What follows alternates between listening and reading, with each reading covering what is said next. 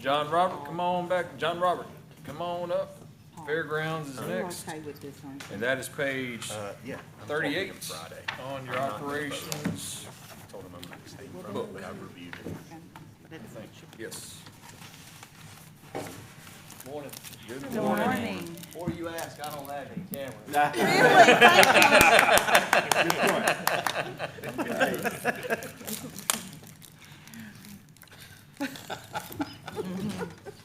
All right, so anything you want to go over, any questions for John Robert on his operations? John Robert, how are you staffing wise? I know you've had like kind of an older workforce that you've been working with, and are you can you describe where you're at right now and what you're working Sure. towards? Yeah, I've had an older workforce for quite some time, and those guys have recently passed. But I've got a young man that's with us that's full time, and he has been an asset to our team. And I've got a guy that's working part-time, full-time.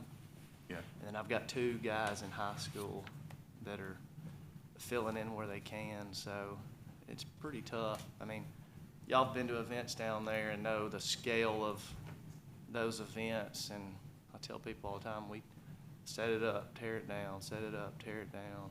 And so essentially, 2 guys are doing that. Mr. E from the Civic Center comes in and gives us a hand, and he's been a blessing. So I could use 2. I've put in for 2 full-time guys. That'd give me 3 full-time guys, and the guy that I've got now is part-time, full-time. Tried to get him, made the offer to bring him on full-time, but he's in the military, and he's now the National Guard, and I think he's just kind of biding his time here, so he declined it, but.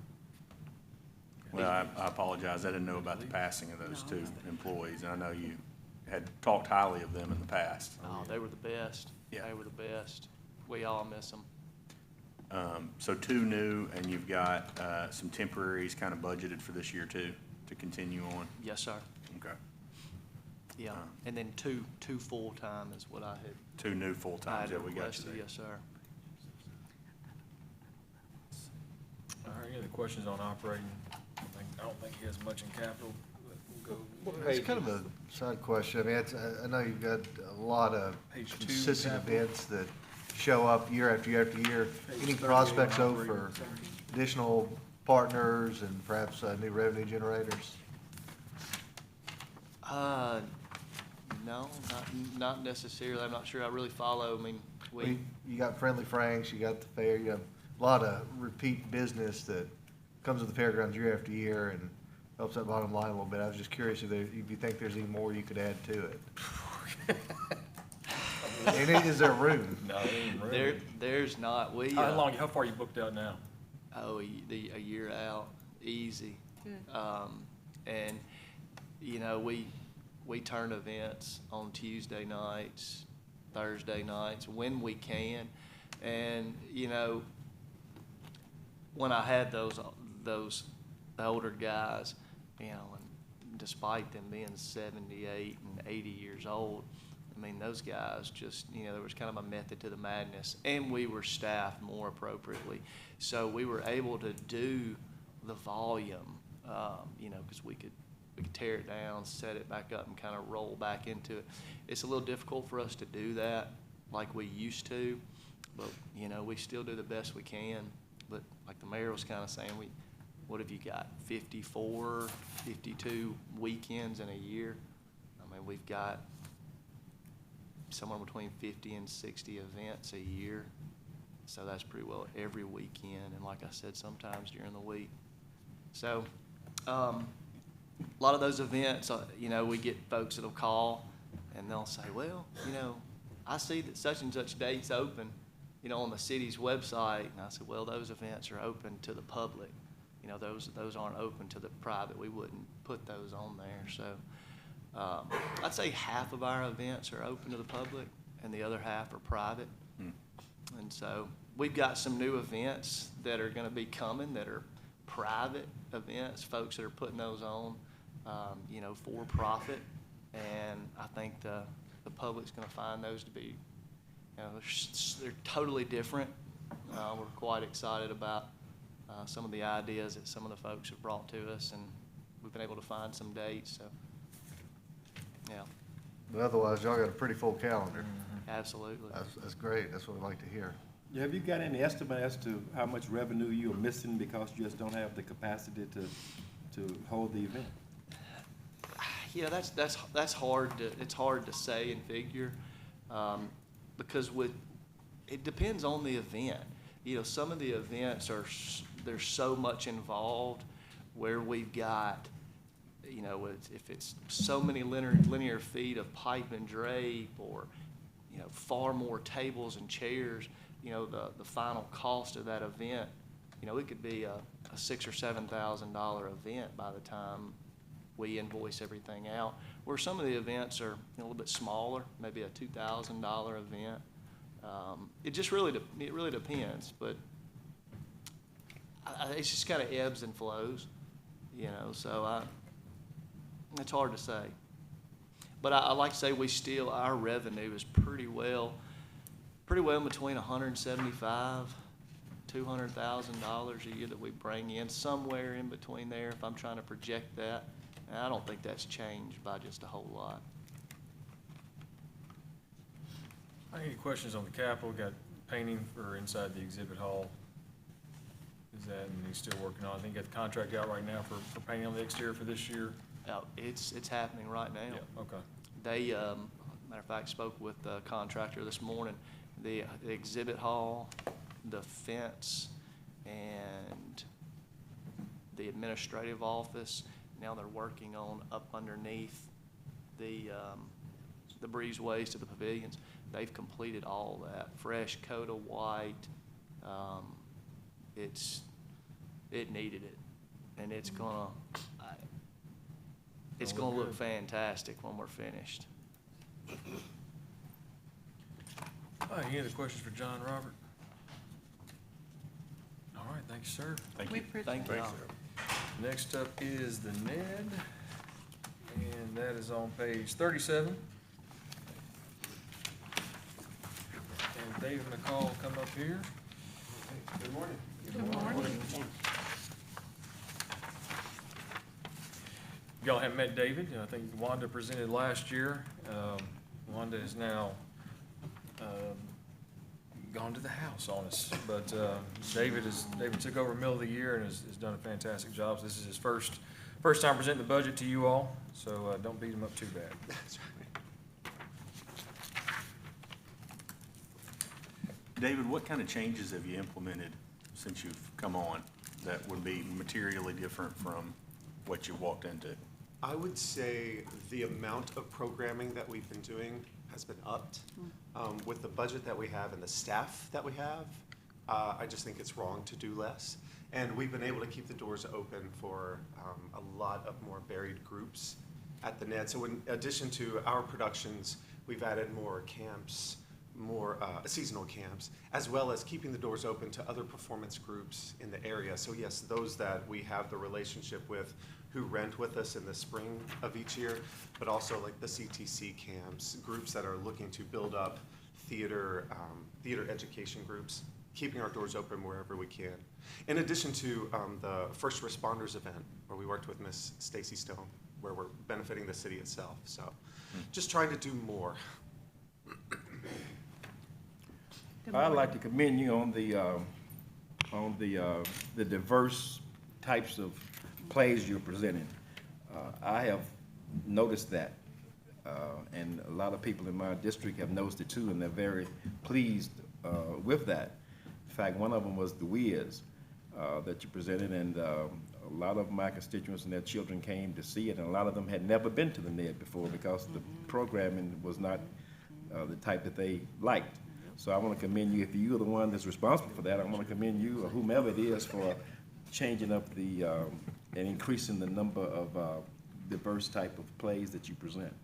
Well, thank you. I can accept a lot of that. That was pre-programmed before me. I thankfully inherited that But I will carry that baton. We actually announced Dream Girls will open our next season, next year.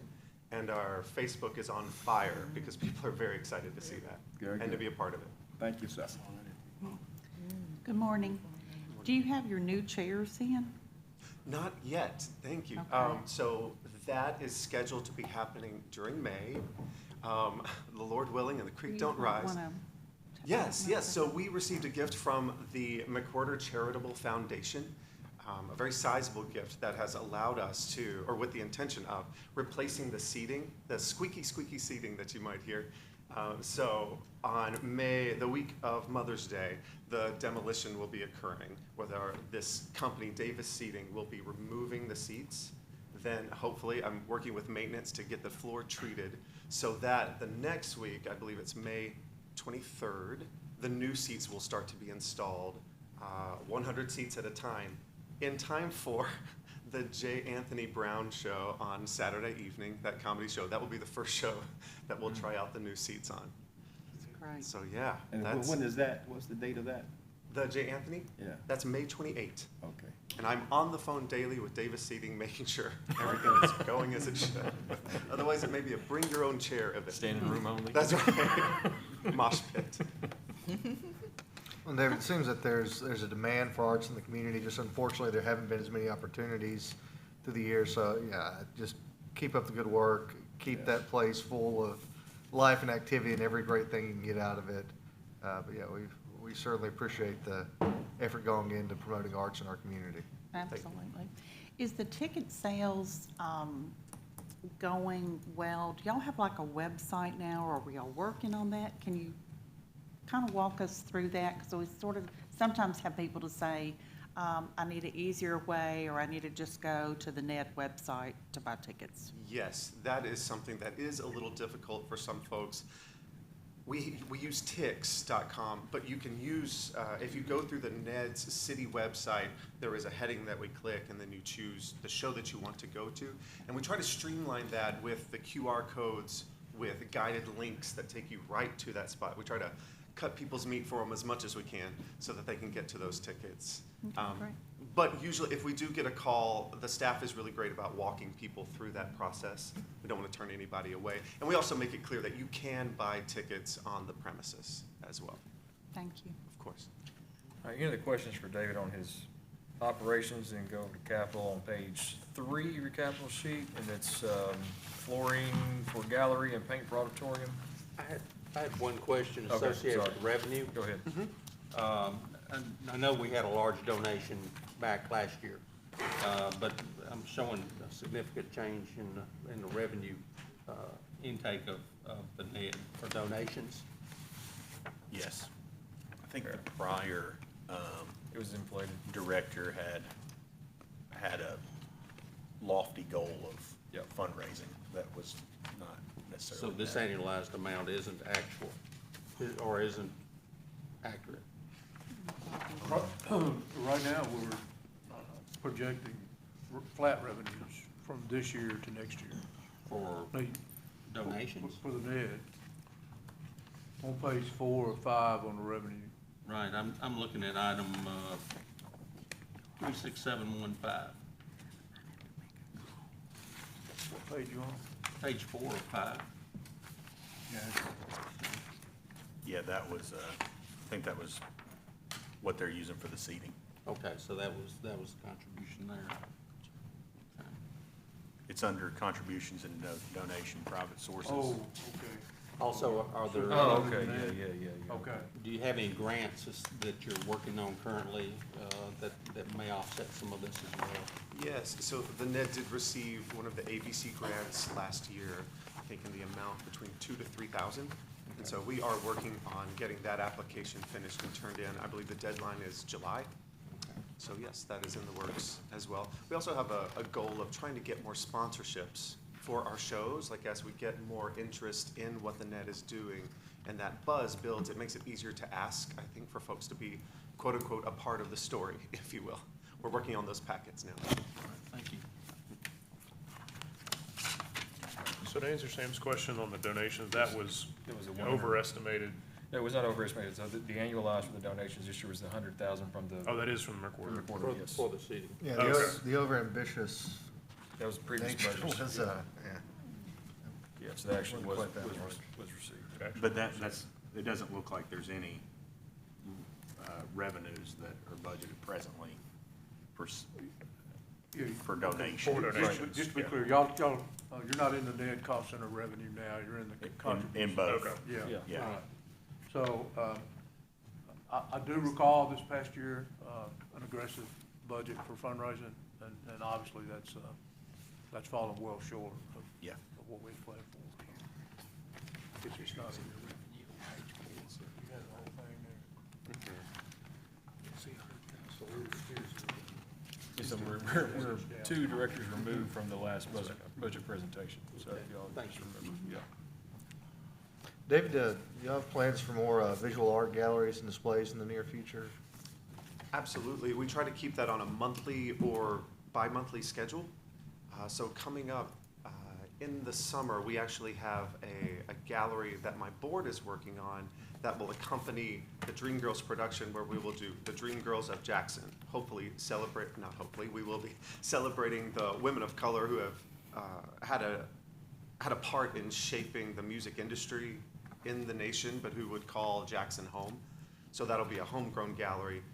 We're trying to keep the galleries as much as we can working alongside the productions, so we actually have a cultural significance to the shows that we do. So we're not just choosing shows just to do certain shows, but that we somehow have a tie-in, that we can invite folks with that bent, as well as highlighting our local artists. I think Jaime Sanchez will be in for Hispanic Heritage Month and those kinds of things. Trying to be more intentional with our art. Those have been wonderful, so. Well, good. Yeah, thank you. All right, any additional questions for David? Thank you, David. Thank you. Thank you all. Next up, recreation and parks and all that goes with it. I think it starts on page 32, expense budget.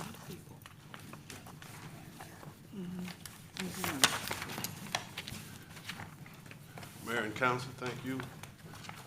Irrespective of what person said, that was an alternative fact. I have the best department. I have several departments. I have with me Christy David, who is our parks manager, Bridget Parham, I have programming, Terry Smith, T.R. White.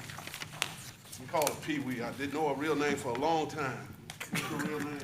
And I still don't. Deborah. She's in South Jackson. Bruce is Farmers Market. Mark has athletics and Westwood tennis issues, questions. Thank you for the opportunity to share it with you. Basically, we have, I think we requested a new employee, which would be a cultural event coordinator. What we've done, we've collaborated and partnered with a lot of different groups. We do the Christmas parade. We work with the International Festival. We've created a new event, which will be this 20th, which is, what is it? Heart of the Hub City. Heart of the Dance. Hub City Dance. I saw this in another city, and we started doing it here every year. And so we felt that with the growth that Jackson is seeing, that we would need an individual that would help coordinate cultural events, not only the ones that we're already doing, but create some other events that would, bring some people to Jackson to enjoy the community. And so these are things that we're looking at. If you have any questions regarding when we get to the Capitol in terms of the recreation, Chrissy could handle that. Of course, you all know that we just applied for the grant, and it's been sent in. So we got that in. So I think one of the things in operation you see is particularly probably an increase in operating supplies. This is a year where our master plan that we had for the past 5 years has expired. Expired in April, but it was enough for the new grant we tried, because you have to have a master plan. So we're going to have to do a new master plan, and this one will probably extend out what we said 7 years that we're looking at. And so we have to have that done in order to apply for any grants in the future. Now, we are applying for a grant. We're applying for a grant from Health Departments through the State Health Department that may possibly offset part of the cost for our master plan. Mostly everyone else is trying to get playground money. And we felt in meeting with Dr. Lake and us meeting as a group that if we would apply for, very few people apply for planning grants. So this is what we're applying for. And we probably get, it's $50,000. So we're just hedging our bets that if we don't get the grant, at least we'll have it covered in the operation budget. Probably one increase you may see is travel and training. Christy was blessed to get certified as a certified playground safety inspector, which is very critical to a recreation department. It's a very tough test, and we commend her for passing that. And we're trying to encourage the maintenance department, and we would pay for them to have someone get certified, because it's very important that I think we have someone in maintenance to be certified also, because you want at least a couple of people. And then some of the other opportunities we're looking at, we're encouraging our department to become certified playground professionals from the NRPA. All of us want to try to do it. And I've encouraged people to become a part of Leadership Jackson, and that falls in my training budget. So pretty much standard. If you have questions for the operation for any of the other departments, feel free. Just to clarify, Tony, you feel like you've got some money budgeted in your office or operating supplies for this master plan? Yes. Okay. Yes, but That- we did apply That's for. gotta happen. There's no room for that. Yeah, what does the cost look like on something? Probably roughly around $60,000. Okay, okay. That range. That's located where? It's, In what line item? it's, 320, 320 operating. So basically, you're cutting your operational costs by $70,000? I mean, if you're adding $60,000 for a consultant. No, last year we budgeted, roughly around, was it 80, 70 or 80 for? 141,000. He's referring to your actual Actual- annualized this Yeah. year is 141, and that accounts budgeted 120 for next year. Is that gonna happen? It wasn't there. It's 141. Well, based on the year-to-date actual and a straight annual, this could be an account An that doesn't annualization. lend itself Yeah. yeah. to, a Okay. straight annualization. I'd have to look at Right. I'd have to look at. No, I don't think we'd be cutting. Well, that's what I was getting at, is if you'd annualized I don't think we've spent 141,000. 41,000. You know, your expenditure, your budgeted expenditure would be around 200,000 with the additional 60.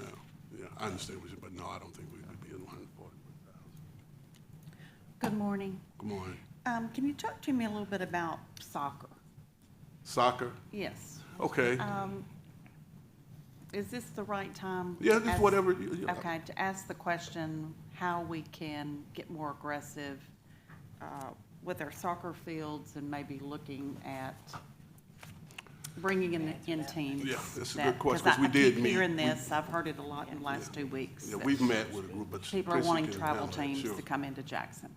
So, the biggest issue right now is the condition of our soccer fields. Right. Primarily at North Park and at Kate Campbell Park. We have been working diligently with purchasing. We've put out a bid proposal. And right now, we are evaluating other options. I don't think that any of us were prepared for the cost that we received on the proposals. And so we are actively looking at other ways internally that maybe we could address the issues at those fields. Some of the issues are already being addressed, such as the irrigation system at North Park, and Kate Campbell has been in operational for many years. Those issues are being addressed actively, and that's going to be a key part to getting those fields where they need to be. The other thing that we are addressing is soccer fields are now being used year-round, which is not something that initially was in the plans, but as the sport grows, there's more play in the winter months, and so the fields are not getting the rest that they really need to be able to stay those beautiful colors that you see. But we do have a plan to mitigate that, and they will be plush green year-round, once we implement this plan. And Mark can address something that we discussed in the meeting we've got a professional guy that knows fields at the Sportsplex. And instead of looking at a contract of the amount, pay him more to take on the soccer fields. And I think he's amenable to that. We and so- should, we've actually already been in talks with him, and I'm hoping to have his numbers of what he feels like he needs, including equipment, and increase in pay for himself and his staff. I'm hoping to have that at the latest Monday, but I'd like to have it Friday, and then we'll convene again to, And one of the other things we looked at is that the baseball field that's in the far north east corner, the east corner, or the southeast corner, the park part of the funding was through the state grant. Now, when you do a change, you have to get their permission, which is basically a given that you just write a letter telling them we want to change the purpose. So we're looking at removing the baseball field and turning it into soccer fields also. So we've got some plans for North Park. and that North Park is our priority right now, but we also don't want to neglect Kate Campbell. We have a very loyal Hispanic soccer league that plays out there, and they take care of that park. I know that because my father actually opens the parks, and he tells me all the time that it's one of the cleanest parks he goes to because they clean up after themselves and the events that they have. So we want to make sure that we're taking care of that park as well and the soccer fields there. And I always give them a plug. If you want real authentic Mexican food, go to the soccer games on the weekend. Yes. They set Plus up they in the have parking food lot trucks. and it's phenomenal. Do they really? They set up and sell? Yeah, they have Yeah. food. Wow, It's y'all really need to phenomenal. It is put a little phenomenal. Email on. On the, kind of echo that, there's, Christian, we've talked about it, there's soccer, it's growing in demand, maybe not as quick as pickleball. But, I was out there last night. Zach, you'll be glad to hear that Emma scored 2 goals for the Sonics, so doing pretty good this season. But anyways, a couple incidents. There was a time where it was windy one afternoon, and a little girl just about got her head smacked by a goal falling over, and a lot of clover on the field. So I know there's demand kind of with the Sportsplex to where JSC hosts those soccer tournaments, and I think we can really, not just for the community, but also for some tourism revenue. If we could really straighten that park up and enhance our soccer game here locally, I think we could really do well with that. So.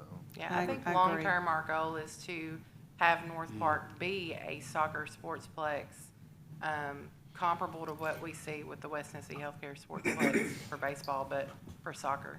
Yeah, I mean, it seems that there's, growing demand, and a lot of people here and from afar who would really enjoy if we could get a proper complex out And there. as she mentioned, that has become the problem, is they play you around. We have people jumping the fence to practice. I mean, these are guys, these are adults. I've had a person contact me about an adult league, so they tend to jump the field and play. So it's a growing sport, it is, and I agree. No, I agree with what he said. I think it could be a good moneymaker. Yeah. Are you all also in contact, is it still the Wolves that is? Jackson Soccer Club. Jackson Soccer Club, yes. Are y'all in contact with them to Yes. get any feedback or help? Matter of fact, or- we are planning a joint meeting between them and Jaws. Okay. Because for years, there's been some schism there, and it stems from some way back petty stuff.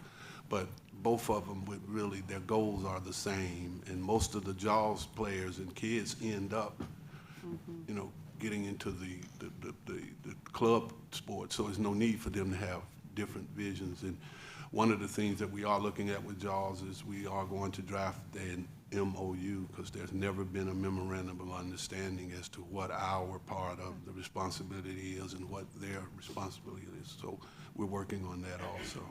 That's great. Thank you. Yeah. Great. Mr. Black, regarding Charlene Mercer Park, and I've had a conversation with you about that, there are no restroom facilities there. And I've had persons have told me that they enjoy the park, they like it, and it's serene and all those kinds of things. but in order to use the bathroom, they have to cross Chester Street, which is a busy street, and some of the persons who go out there are senior citizens that have a problem with that. And you've explained why it's not there, but I was wondering, you might want to explain to the council too, but I was wondering whether or not a waiver or something could be obtained in order for you to put bathroom facilities out there for the people that use the park. Well, when you mentioned that, I said I was going to talk with Stan to see where we could fall outside the mitigation plan, because what has happened when the process happened with the mitigation and the flooding, there could be no structure built with walls and a roof, because the homes were taken out through mitigation. They won't allow us to build anything with a roof and walls. But there's an area that may fall outside of it that we could look at. But as in other places, we have put, until we build one out in Bemis at the park there, we've put in porta potties. So that's something I could look at. It's just so unsightly though. But I will check with Stan on that to see where we can put a restroom if possible. Thank you, sir. Yeah. I have a question, two actually. First one is regarding Muse Park. There are some problems with some of the things at Muse Park, like when you walk over, the railing is missing, dry rotted wood when you're over there by the pond. Will that be addressed also, the barbecue grills? Will you plan on putting those barbecue grills back in Muse Park and Conger Park? We did put back in several recently new ones. I know maintenance, we bought new ones. Now, we are planning a total remake of Muse.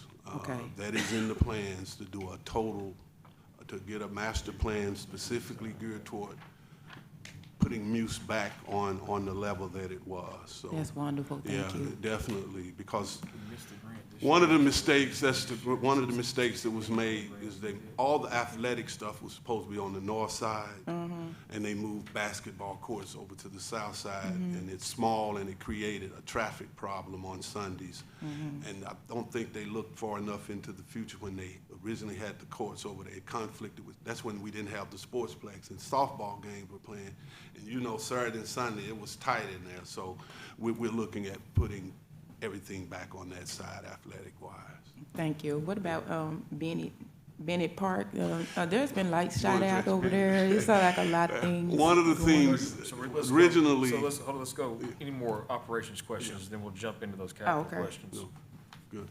Any more operations questions? All right, we can jump into that. Just want to make sure we do want to jump back in. One of the things that immediately after she became certified, she looked at Bennett and said, we'd be in trouble if a kid get hurt. So there is a plan. We've taken that whole playground system out because it was old and antiquated and dangerous, but it is in our plans to redo Bennett. Okay, do you have any plans to, in any of the parks, to do something for us pet owners? When we come to the park, somewhere we can play with our pets in the park? You can take them now. Our parks are pet friendly. I mean, Like a special area, do you plan on like doing like a just a special dog area. Yes. Well, we got 2 dog parks, but we don't have, any plans for any, like, in a particular park. But I guess when we look at redoing Muse, that's something we could look at. Okay. But we have, we have the downtown dog park, and we're just waiting on the paperwork so that the mayor can sign it so we can get the money to redo it. And they've had some problems with staff. And then we've had the dog park out next to the ball stadium that's there. But yeah. Thank you. Yeah. As for Bennett Park, I think it's important that we have some community meetings over there. Yeah. With the structures that were there, there were some concerns of who was utilizing that area and the activities that they were doing while they were utilizing that area. And so I think it's important that we involve that community to see what they desire to go there before we just go in and put something in. Right. We want to make sure that we're meeting all the needs and safety concerns and all that. But for the time being, it was it had to come out for safety reasons. Yeah, that's In the great. Thank you. pavilion, that's where the activities were taking place. they were. There were Yes. adults there at night and stuff going on, so. Thank you for checking for our safety. Yes, that's very true, but we really want to see something happen with the park, and also the community center is not being utilized maybe like twice a year. We would like to kind of see some things go on at that community center as well. Bennett Center? Yes. Well, we actually do not operate that. That is the Delta's, the city signed an agreement and leased it to the Delta Sigma Theta sorority. Now, what we did do in partnering with, through United Way with Mike Marshall, the Jackson Boxing Club utilizes that, and they have a very good program, and we do a tutoring program with kids after school over there. So if you're over there sometime, just drop in. They've got boxing is really nice. It's fixed up really nice. Thank you very much. I'll go by today. I've got several questions, and it's part of it's because I'm new. Yeah. And I don't really understand. And the grant proposal that we approved, and then we went back and it's been changed, and I'm not sure the entire city council understands what's been changed on that grant proposal and Yes. what's been accepted. But what started is when you was talking about Bennett Park, and I'm not seeing any reflection on Bennett Park on your capital. Yes, Plans. that's because it's hard to plan for something where we don't know what we need to do over there. So that's gonna take us working with the council person for that district, and meeting in that community and find out what they want to see there.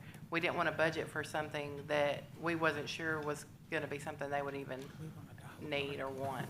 What I'm looking for, and maybe I'm looking for something that isn't going to be there right now, but what I'm looking for is the proposed spend for FY '24, the grants associated with it that we have as revenue, and the encumbrance that the city has on the match.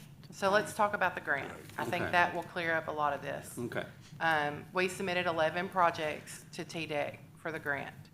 TDEC responded back and said, they had originally said there was no maximum. They responded back and said, we can only do 5.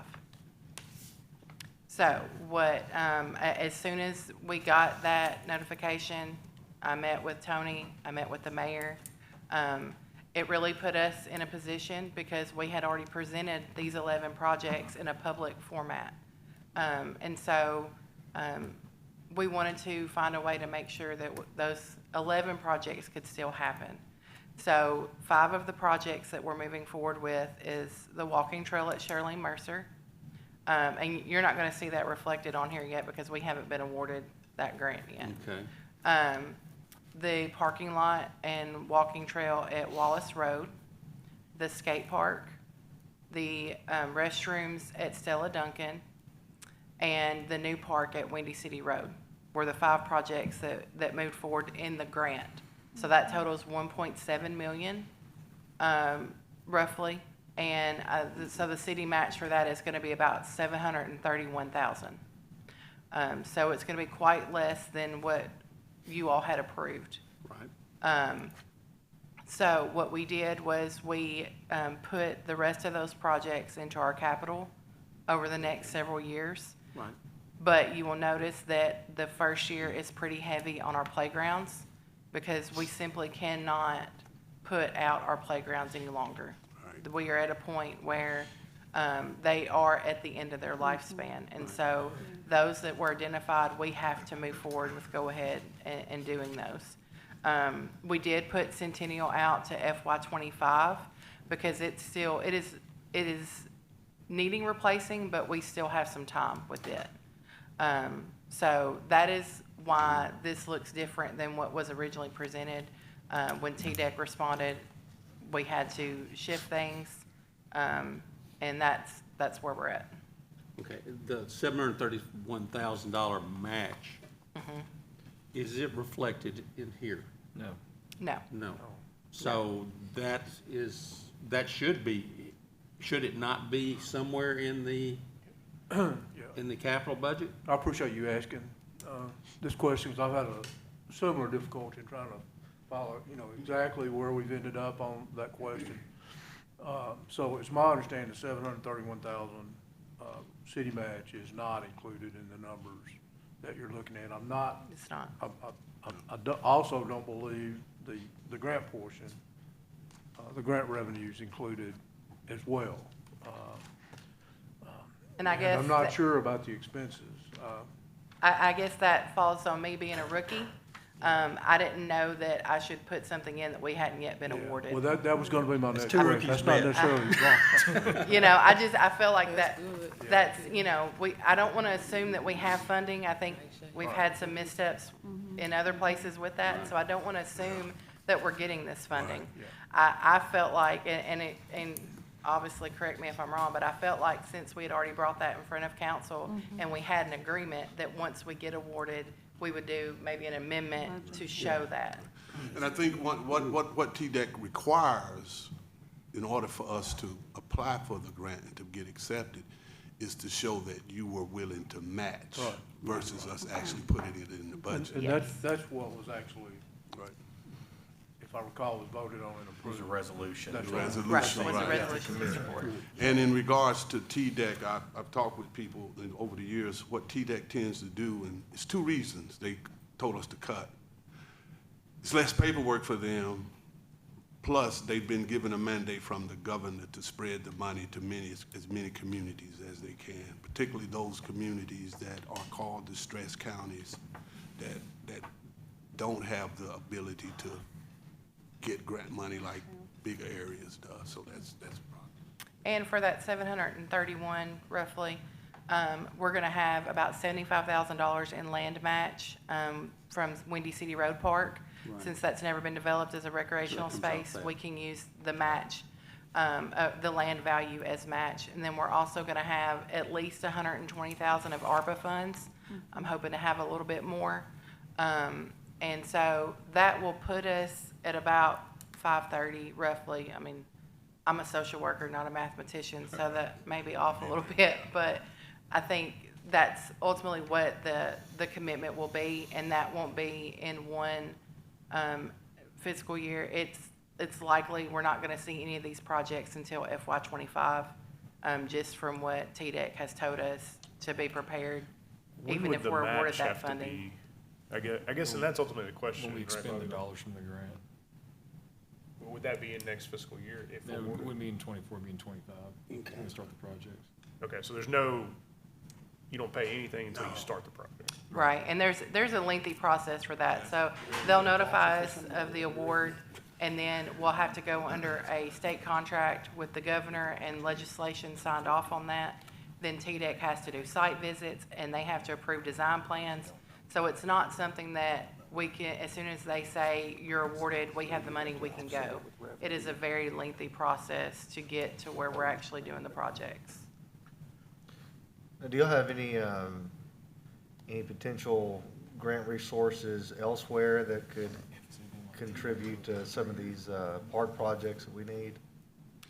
So, right now, the only grant opportunity that we have is the one that Mr. Black spoke on through Tennessee Department of Health. And we felt like our best option to receive that was to go through the planning.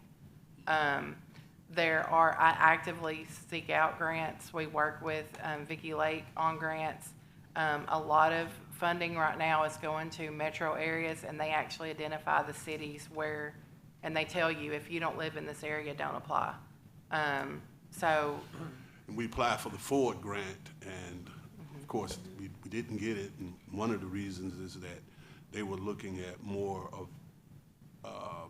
educational playgrounds that were attached with Boys and Girls Club type places. So it wasn't a good grant. It's just they had already picked out the things they potentially wanted to give them to. Well, I hate that TDEC didn't work out as well as we hoped it would, but, Yeah. I mean, thank you for trying. No. no. We're getting something. Yeah, exactly, it wasn't, Yeah. It ain't, I can pretty much, we're getting some award. Yeah, shoot for the moon, still hit the Yeah. stars. And I know that this is a large capital request. I understand that. That's not lost on me. But I think we're at a position that either way, we have to decide to make these commitments as far as our playgrounds go And as far as the other needs that we have, we're just at a point where it's time to make that commitment and time to make that commitment to quality of life. And that's why we spaced it out as best as we could, but prioritized what we needed the most. If I could ask, just to make sure I'm keeping up with everything. Did we conclude that related to the big grant, the $1.7 million grant, that activity is actually gonna be in FY '25, right? Potentially, yeah. Yeah, likely FY '25. At this Yeah. point, not FY '24. That was one thing. And then the second question that I'm still a little confused on, the discussion about the soccer fields, and whatever proposal we finalize would related have to to- that cost and maybe The cost potential we have to revenue. associate with, so they're discussing right now with RC Right. about needs, staffing, equipment, things like that. And so, obviously, you get a proposal back of $350,000 for some fields, we want to look at other options. So we haven't got any line items or any budget for that because we don't know yet what the I cost got is you. gonna be. So that's a to be determined. That's a TBD. I got you.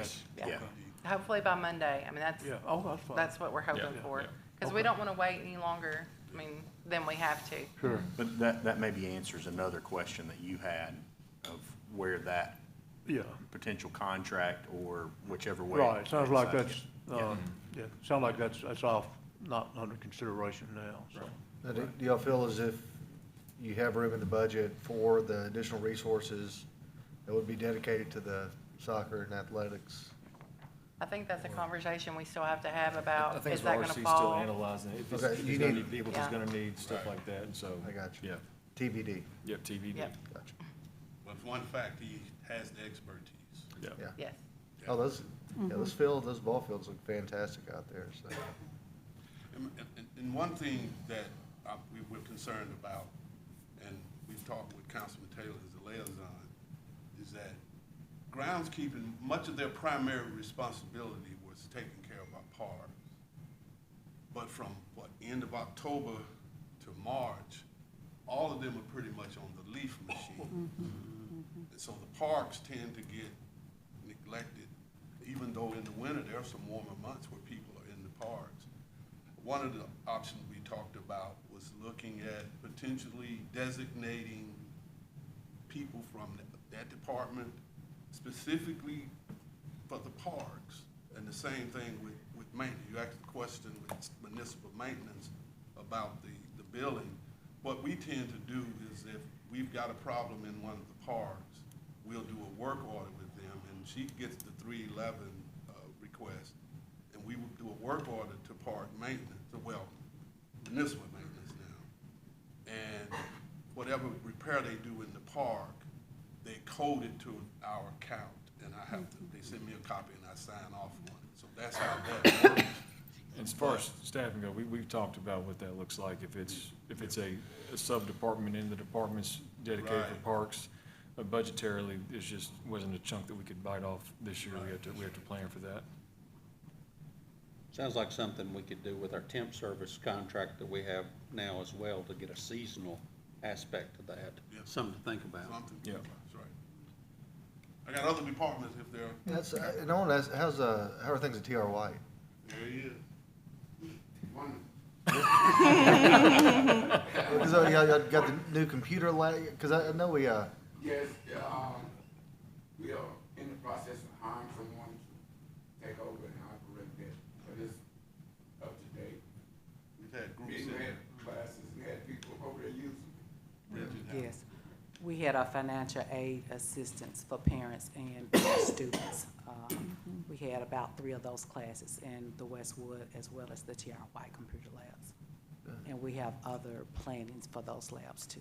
because I don't want us to get too lost in the grass out there on the soccer fields. Because I know between Westwood and TR White, there's a lot of good that comes out of those facilities. South Jackson is, Yeah, so, got rentals for, we had not been renting there for a period of time, but now, the rental requests are out the roof, and the community out there, she's got programs going, that's what we wanted. We wanted to, and I think that's one of the issues. The parks are visible. It's just like the streets, are our most visible asset.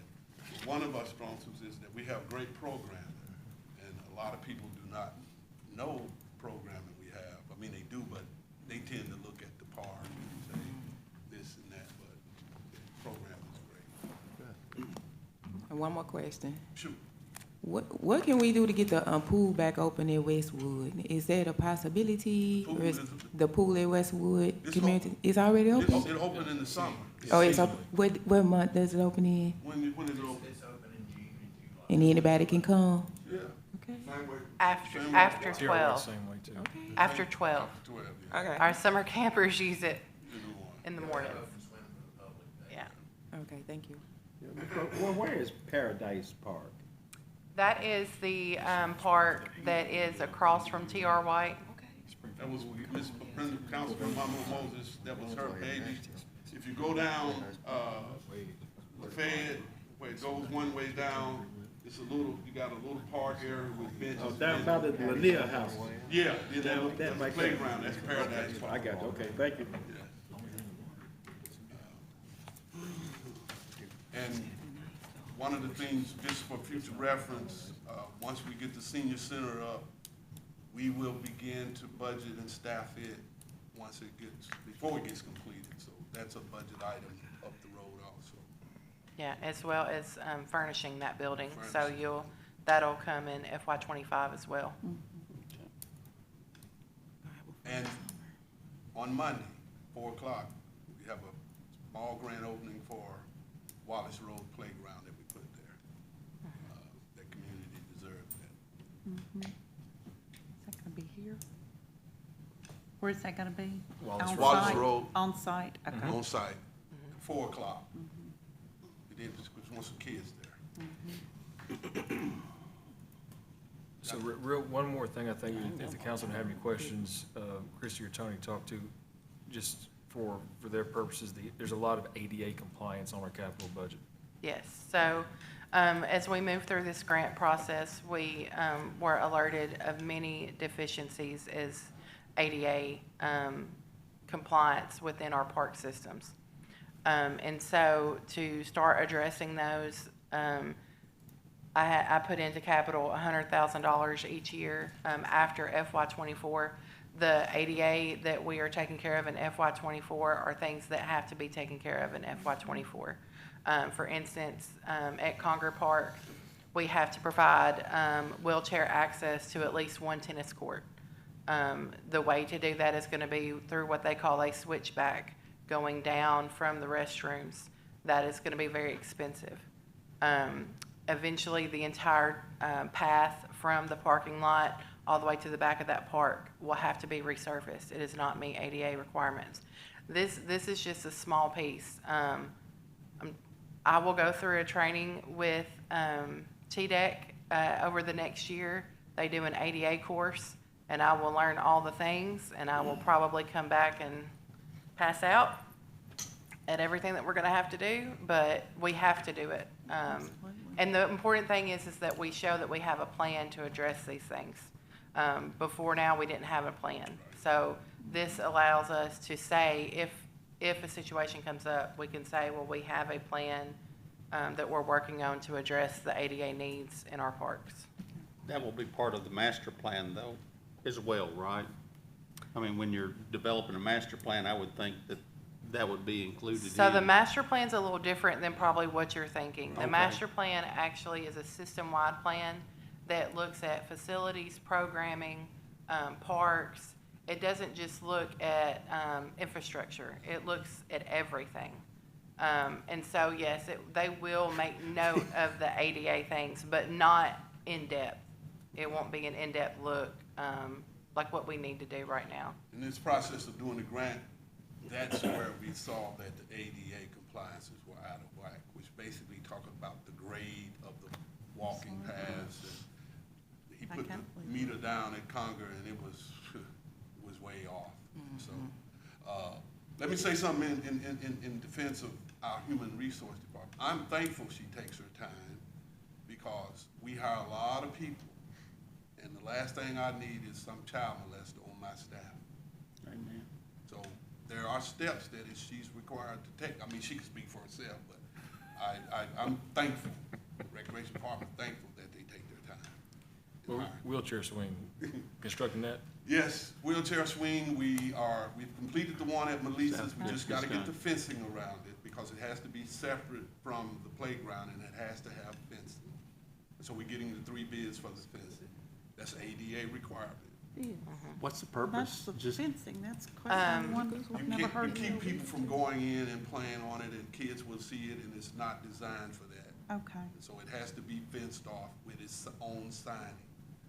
I realized that we bought not just 2 extra ones, we will be putting one at Centennial once we get that groundwork done there. And also, I forgot, we did add Conger in on that, so, they have 2 at the shop to put up. So that is gonna be done really soon, 3 bids for the fencing. that and the new playground equipment on that Melissa's really looks good. Y'all did a good job. Saw you working on it. They maintained operation while, putting it in, and it really looks good now. That piece, that new playground piece is really fun. Not that I've I been think on I've it, outgrown it. but it's really For your fun. information, we are paid, we are getting, Melissa's parking lot, both sides striped and marked. Yep. That's on the list. The other thing that I wanted to mention is, and I'm not sure if it's reflected on what y'all have, but if you see surfacing, No, we took that's that been out. moved over to operations, and that's not ADA surfacing or asphalt, it's actually playground mulch. And so that's what that is. We've always relied on groundskeeping, and they only do it twice a year, and that's not adequate for what we need. So we are now taking that on to ensure that we always have compliance with our mulch in our playgrounds. Just for clarity, I think that's what you sent yesterday, Yes. right? Yes, Okay, that's so what it's not reflected. Yes. There was an issue with the, I'm not gonna get this right. At Melissa's Park, there was an issue with the elevation of the pitching mound. Has that been taken care of this year? It's a little late now, I guess, to address, but, I need to check with JD on that one. Okay. To see if it was straight. I know that- I'll follow. I know when I came on, that was, There's some surface from the infield to the outfield, some issues, and they'd have to tear some stuff up to do that. There's supposed to be off-season work done. yeah, I was wondering if it got done this year or pushed.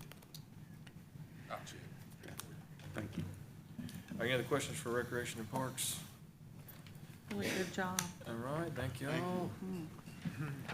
You respect anybody said parks are safe? They are. I talked to the chief. Statistically, every now and then you have somebody break somebody with it, but that's rare. There's a misnomer that parks aren't safe, and that just ticks me off. So, I'm sorry, but I do. Our parks are safe. That's good, well, you need that passion, I like that. I'm gonna get a walk. The man himself, Parks and Rec. Okay, see you, okay, all right, Pee-wee. All right, next up, Sportsplex. 03. Mayor, if I could, while Jason's settling in, Jason's done a really good job trying to help us, keep up with, the seasonal impact on the Sportsplex budget, right? So I hope I'm not sure when you sent I hope we've got those numbers that he's been providing us in here accurately, but if not, he can address those. Thank you, Bobby. And good afternoon, Mayor and Council. I guess I'll start real quick with a little bit of a preface on where we are and a kind of an overview, like Bobby said, that with our seasonal job, we 42 is Sportsplex. we do, the majority of our activity is in 6 months, 2 months in the fall and 4 months in the spring. So when you try to annualize numbers, it just does not work at all for us. And that goes for expenses and for revenue. And that's one of the things that I try to track every single thing that we do, because I want to stay on top of that. And for this season in particular, it's very important because for this fiscal year, starting last July, a lot of our expenses, the majority of our revenue and a lot of our expenses are all tied directly to the number of teams and events that we host out at the Sportsplex. And this fiscal year so far has been phenomenal with the traffic and the number of teams that we have brought in. And I'll share what that looks like right now with you guys. As you can see that to date, through this past weekend, we've had 958 teams at the Sportsplex. Last year, we finished at 935. So we have 9 tournaments left, including 104 teams coming in this coming weekend. We're going to pass 1,000 this weekend. And with bad luck with weather, we'll end up around 1,350 teams. With decent luck, we're going to be between 1,400 and 1,500 teams, which you can see 15 has only been broke one time. And that is just the teams that we have coming in playing in our travel tournaments. That doesn't even include the activity that we now have going on during the week, where we are now hosting middle school, Jackson-Madison County School System's middle school baseball. We host middle school softball. Lane's girls use our facility as their home field. JRPD baseball in June, seniors men's league that we do with athletics, and then the practices that we now are having, which we've had to limit a little bit because of the large tournaments that we have on the weekends. Is just too much for what we're doing throughout the week. So we have practices on Mondays and Tuesday nights, and that correlates with the master plan that was done with Parks and Rec back in the day, where the recommendations of using the Sportsplex for those practices. So based on that, as Bobby said, and we talked about, you can't annualize the numbers. So not having access to our accounting system has been a little bit of a challenge, and I can't wait for Munis to get implemented so that I can stay on top of this as much as I can, but I have been working with Bobby and Trish and getting account detail where I can. The numbers that came out in the report on the expense side, where it says annualized, those are my projections for the end of the year. The report that came out on the revenue is not. That was a strictly annualized number. My projections for the revenue did not get pulled, which I can share a little bit about where we are currently on the revenue side. So I did this first thing this morning. This is to date, and it's comparing to date numbers. So if you look at tournament operations, FY23 is through yesterday. Our total revenue for operations side is $703,000. Last year, through the exact same time period, we're at $437,000. And then if you look back at FY21, we were at $551,000. So if you really dive down, which again, I try to stay on top of this so that I can keep Bobby, Trish, and the mayor abreast of where I think we're going to end. I look at it on a per cap basis, and right now our total team spend for every team that's coming in is $734.16 per team that we're capturing. So when you look out and you see where we are projecting to finish, our total revenue just in our operations part will be around just over $1 million. But then there's another 100,000 that's going to be in that number for our sponsorships and our field rentals. So we're going to be somewhere around the 1.2 or 1.1 million.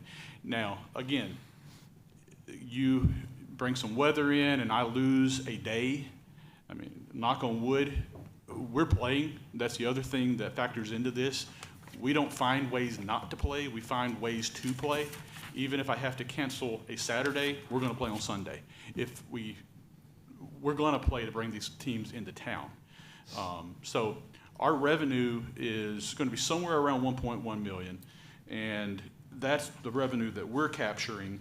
But then also, not considering the revenue that these teams that we bring into town are spending in the community.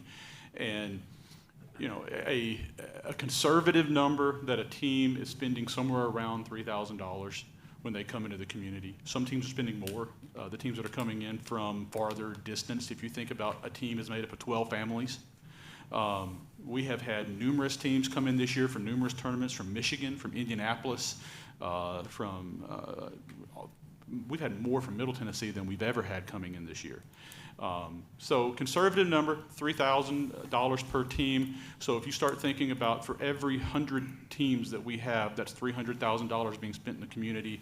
So this year, we're going to have somewhere between a 400 and 600 team increase. So you're talking about an additional $1.2 to $1.8 million being spent in Jackson.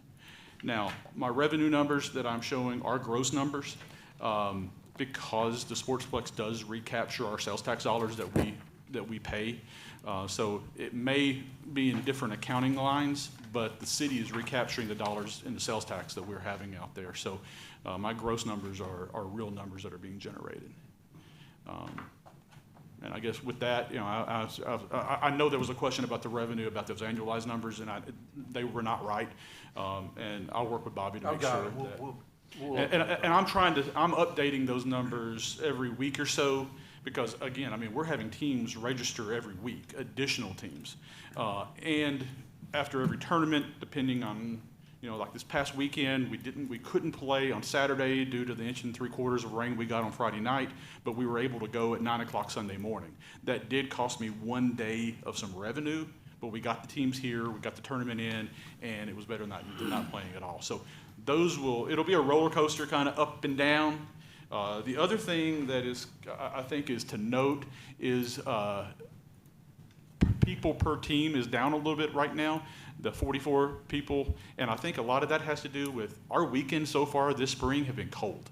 We've had beautiful Tuesdays, Wednesdays, and then when it gets to the weekend, it's chilly, and I think right now we're missing some grandparents, some aunts and uncles that may be coming once the weather kind of evens out and gets that number up a little bit more. But I do think that the weather's had something to do with that. But you know, again, I'm tracking every little piece of this because in the last 4 years, we have completely restructured, reworked the way that we operate. We had to, and I give Councilman Taylor some credit for that. He has pushed and challenged me every year, and we're trying to figure out how do we do this and do it well. And right now, we've got teams coming in, and you know, we're not, and a lot of that is because we're not taking as many tournament fees. Yeah. But if you look at the total spend per team, it's staying pretty consistent. We're still getting the money. Right. They're coming to play with us because they don't have to worry about paying that money up front, but we're still capturing it, and we're still capturing the community. So right now, it's working, and in a few years, we may have to shift things again because things keep changing, but we're gonna stay on top of that. Ryan Blake runs great tournaments. Everything from the schedule he produces that all these teams request all these times, we do everything a team asks to do because we want them to be happy to come play with us. And he's out there, he personally, I mean, we'll have 104 teams this weekend. He will meet and speak to every one of those coaches at some point during the weekend. And that didn't always happen. R.C. Waddell has already been talked about with Parks and Rec. His crew, the reason we can play is because of the facilities and the fields that he maintains. And keeps up with our 70 acres that makes it inviting for people to come out and want to be in our park. And then, you know, things that we've changed on our operations side, on concessions and everything else, that just makes things make sense. We're not nickel and diming people. People want to bring food in. Great. I want them to go buy stuff at Arby's and go to Starbucks and bring stuff in. That's great. It's not affecting us. They're still buying stuff from us. You know, but you know, we're trying to do all we can to minimize that investment that has to be made for the economic development. But you know, this has been a fun year so far. It's been tiring, but we're excited about seeing where we're going to finish this year.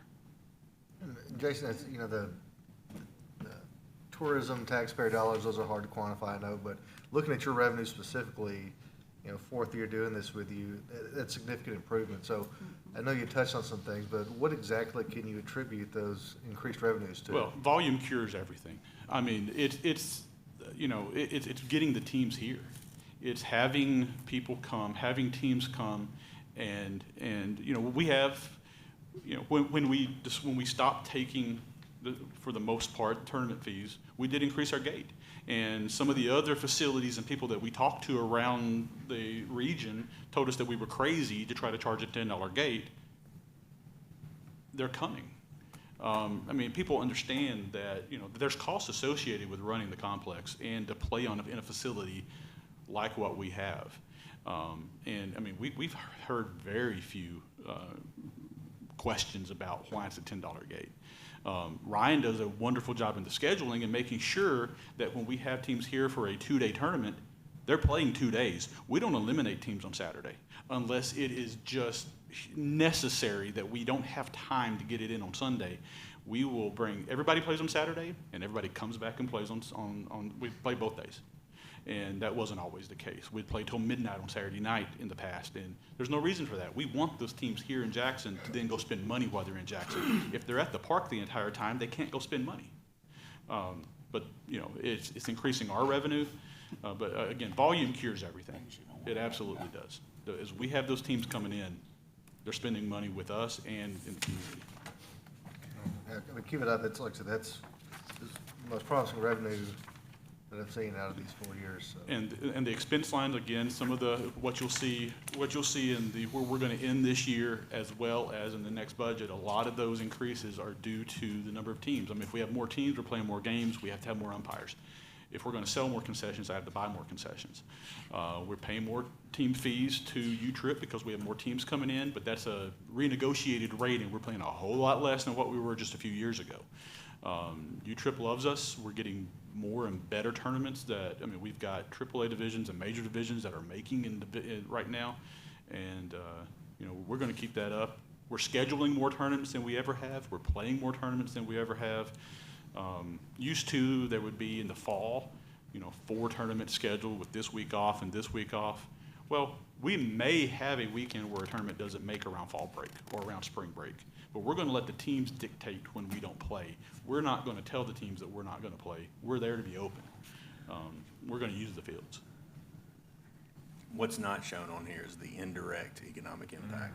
Right. And the volume, like you spoke about, is what we aim to do. There's a balance. If you're charging teams $200, $300 to come and register, we were getting 30, 20, 10 teams a weekend. Now we're getting 90, 100 teams a weekend. We may not be getting that $200, but we're getting gate fees and we're getting hotel stays. We're getting restaurant sales tax. We're getting Yes, exponentially. Recognition.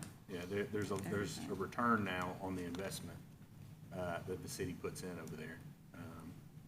So it's good to see that we're ticking up. I think at one time it was like the full capacity was like 1,700, 1,600, 1,700. So we're getting there. We're like at 80, 90, and you may feel like full capacity is 1,500. Well, and I'll tell you and when you look at the 5-year capital plan, I think one of the ways to get that up a little bit higher will be when we start talking about turfing of those infields, because right now, the thing that hurts right now is that I'll have a complex that I'm maxed out. We'll have 41 teams in Complex B in our 11s and 12s. We can't take any more 11s and 12s. But I may have a field open in C that's a 5480 field where 13s are that didn't fill up, that I could take more teams, but I don't have the capacity to do it in a complex on a field dimension. Where if some of those start getting turfed and I can become multi-use, then I can spill over to any field and play any age group up. Same thing with having more softball. Right now, we have 4 softball fields. And if I had 7 softball fields, we would have 40, 50 softball teams in there on the weekend. You have a removable mound. You can switch things. Absolutely, and we're doing that on those dirt infields that we have. We now have portable mounds, so we can spill over some extent. But there's certain, like C, really, those 5480 fields are just for 13-year-olds. I'm kind of pigeonholed on those 3 fields. So in the plan that if and when we can start moving forward with the turfing, that's what I want to do first, because that would make sure that I'm multi-use on those fields and I can play any age group from a 6-year-old coach pitch to an adult slow pitch softball. I could play anything on those, and it would give us a capacity to do more. We won't have as much time to rest the fields and stuff like that too. So. Right. Shading. How's the shading? So the shading has been a project. I worked with Zach, and, you know, because of state regulations, we had to get with Kimley Horn, and we got the drawings done. Well, the structures that were designed were over-designed, and when the bids came in for those, it was a non-starter. The money that we have from the ARPA funds that were allocated for those, I felt was more than enough to do the entire project. All of a sudden, the bids came in, we could have done about 5 fields for that money. So that just didn't work. So Greg Rowland and I took a field trip up to Millington about a month ago, up to USA Baseball Stadium, because the way they did their shade is exactly the way I want to do mine. So we went up, he has spec'd it out, and we're going back to the drawing board. He's already talked to Reed's Metals and got some estimates. We're meeting with Zach in the morning at 9:30, and we're going to rebid this thing out in a different way. We're going to bid out for materials, and then we're going to bid out for the labor to come back and build those that we want, that are going to be, and from what it looks like, from what Reed's has already told us, we may come in to do the entire project somewhere around $100,000 less than what is allocated.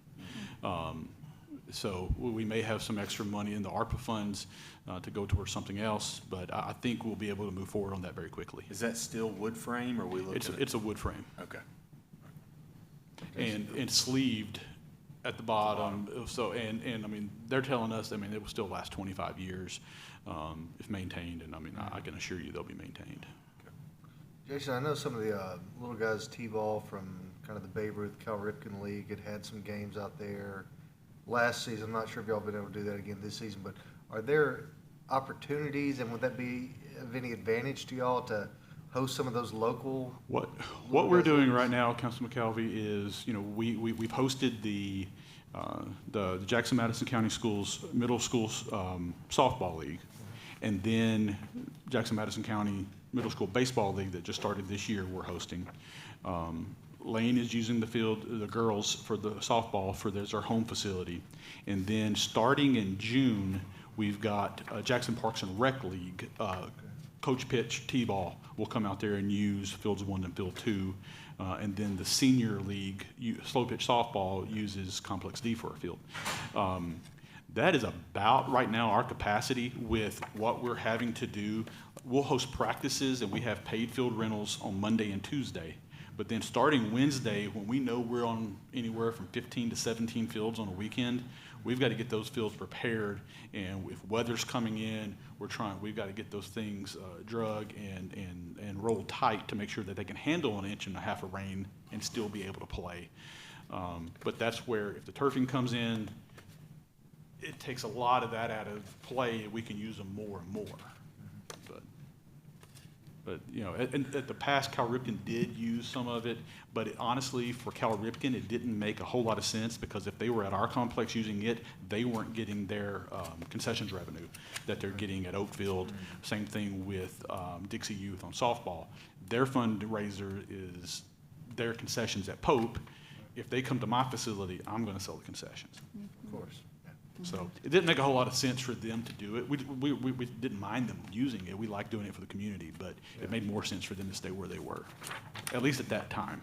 Well, and then, you know, with the weekend demands for the paying customers, that kind of negates their ability to. That's our priority. Our weekends Yeah, with our U-Trip tournaments, that's our priority. So some of these other things will get bumped with the priority, knowing what we have to do on the weekends to make sure that these people are coming, and then they're coming back. Of course, thanks. All right, any other questions for Jason on the Sportsplex? Saw his capital there was for what? Yeah, and Councilman Donnell will be happy, you know, if with my capital request for security cameras, if you want to tag on to that, I'm sure IT could probably figure that out. All right, okay, we'll do. But that is the only real capital request this year, is because right now we don't have any. And I know you won't believe that some people like to act a fool when little Johnny gets called out at home, or somebody likes to do something in the parking lot. But one of the first questions that we have, because we don't tolerate that, and JPD's on speed dial, and I have an officer there, and a lot of times they want to pull some footage, and I think it's more of an insurance policy than anything. Oh yeah, absolutely. So. I know you brought that up. I was just listening the other day that as part of the rehabilitation program to allow irate parents to come back to the game, they have to volunteer to be an umpire for at least 3 games. Oh, there you go. So I thought that was kind of, I saw that, and I have mixed feelings. I would love it, too. but then there's some potential there that I don't know that you want to go the That's other another way. insurance But thing. I did hear there are some school districts now that if a parent or grandparent gets tossed out of any sporting event, their child goes with them. Oh, wow. And they are taking kids off the court, off the field, and mama gets really mad when that happens. Yeah. Or dad gets really mad if it's the mama. But I thought that was interesting. Just one curiosity here, credit card charges, it's an itch and a scratch at $1 million revenue budget, but it looks like we're paying over 5% on. So credit that card. is the actual credit card fees that we're paying on the credit card being run, but that's also my fees on my point of sale system that is being used, that actually, Yeah, it's probably that controls my yeah. inventory, all of my POS. It actually helps me track when, my employees will have no problem using units because they're used to swiping into my POS because I want to track the hours that way anyway. And then that's what allows me to go daily and get all this information. So it's a 5% on net sales was the agreement that we had with Stadium One on this. So it's based on volume. They gave us all the equipment, and it's just based on volume. So that's the line. There wasn't really another great line for that to go in. So we just, because it also integrates all of our credit card swipes, which I think does increase our revenue because we allow credit cards to be taken everywhere. And there's no other complex that I know of that you can swipe a card around here, at least, that you can swipe a card at the gate and then at concessions, and it encourages that spend. I just wondered if there was an economy of scale. I know we could take credit cards with the taxes and those type of things, don't we? I wondered if there was an economy of scale that we could get.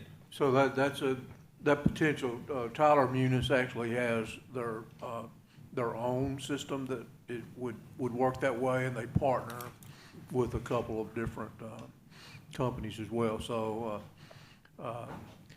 that is an opportunity when we, after July, right? All right, good deal. Thank you. Okay. All right, thank you, Jason. All right, thank you. Thank you, Jason. Thank Good you. job. Next to last, animal care, and that is on page 29 of your expense budget and page 1 of your capital budget.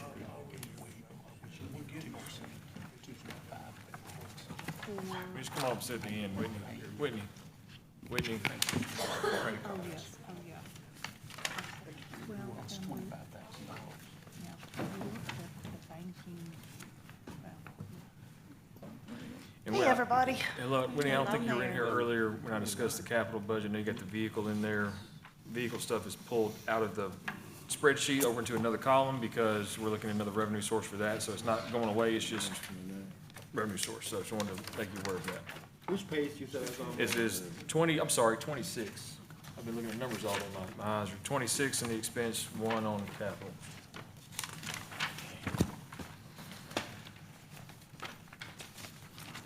Whitney, it looks like you got 2 vacant positions that you're budgeting for. Animal care tech. okay, what page? 26 expense. Yes, now we have 2 vacants. We've got, we had a new person start a week and a half ago. We have 3 new positions beginning on the 1st. 3 new people, so we're only missing 1 person. And this is staffing up in preparation for, Well, it's a couple of different things. We've increased our intake numbers by almost 200%. It's like 193 and change percent over the last 36 months. that's all? Yeah, I know, right? But then also, hopefully, fingers crossed, within the next fiscal year, we will be at our new facility. And the layout is completely different, and so it's going to require a higher level of staffing that honestly we should already have anyway. Because January of 2020, we had approximately 600 animals a year for the previous 5 years. Now we're handling just under 1,900 animals a year with 0 increase in staff until the last 60 days. So it has been, it's been entertaining. But yeah, so the increase in staff will enable us to go ahead and get them trained, get policy and procedure up to date, have all of them hopefully working like a well-oiled machine before we have to transition a 1,900 animal program over to a completely new facility all at one time. So that's the goal. Does animals include more than dogs and cats? We do everything domesticated. We do not do wildlife simply because in the state of Tennessee, you have to be specially licensed to do wildlife. And there's big time restrictions on relocation requirements and things like that. And it's a headache that the city, in my opinion, probably should not jump into unless they really want to spend a bunch of money, because we don't have the resources currently to do that. What We other only- domesticated animals do you have? Currently, I've got dogs, cats, of course. I've got a couple of rabbits, a hamster, and we adopted out our last guinea pig a couple of weeks ago. But we have had snakes, tegus, dagus, bearded dragons, budgies, parakeets, all kinds. Anything people will own as pets, we've had at some point because there's no other resource if they decide they don't want them anymore. And I'm just curious, what do you do with those exotic animals? So it depends on the animal. We had somebody get real nervous about an animal they owned called a tegu, and it's a carnivorous lizard, and they were afraid it was going to hurt their child, so they turned it loose. And it ran loose in a neighborhood off of Ridgecrest for about 3 weeks. They just like opened the door and turned it? Uh-huh. And so we would have sightings of it, but by the time our animal control officers got there, it was gone. And it's about this long, but it only stands about this high, so it can get under pretty much anything. And it's carnivorous, and so the number of stray cats in the neighborhood started decreasing aggressively. And luckily, Officer Wilson was able to corner it under somebody's deck, and we got it caught. It had actually laid eggs, and so we were about to have, it was going to be mini Godzilla, and we were going to have a whole family of them loose in the neighborhood, which was super fun. But we contacted a specialty rescue that deals with exotic animals for that scenario. But for most part, we just do regular adoptions the same way we do with dogs and cats. We screen the people, make sure their landlord approves of the ownership of that particular animal, and let them take it home. Do you euthanize animals out there? We do. We are not a no-kill shelter, and people misunderstand the definition of that. We do not euthanize for space. We do not euthanize healthy, friendly animals. But since we do function as animal control, anything and everything unwanted or stray inside the city limits comes to us. So if there's a dog hit by a car on North Highland at 70 miles an hour, it comes to us. There's very little we can do in those scenarios to save that dog in a humane manner. So we euthanize to spare its suffering. We have owners who can't afford to take their animals to the vet at the end of life to provide euthanasia services, and so they will surrender them to us to do that, to keep the animal from having to suffer until it dies of natural causes. We euthanize aggressive dogs. If they're not community compatible and they cannot be safely adopted out to a family, then we do euthanize them. I'm not endangering the public to try to keep our numbers up. But no, we don't euthanize for space, and we don't euthanize healthy, friendly dogs. Thank you. You bet you Or can. cats. Thank you. Or parrots.